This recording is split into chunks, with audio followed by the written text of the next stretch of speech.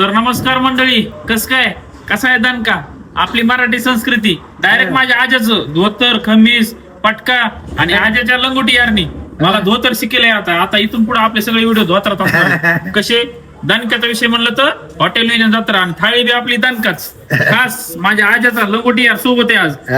तर आपल्या दणका थाळी कशी आहे ती दाखवतो तुम्हाला मी. आपल्या दणका थाळीचं विशेष हार्ड आहे. फक्त कितीला माहिती घे 299 ला. तुम्हाला वाटत असं एकदाच देतात. हे किती खाऊ शकता तुम्ही.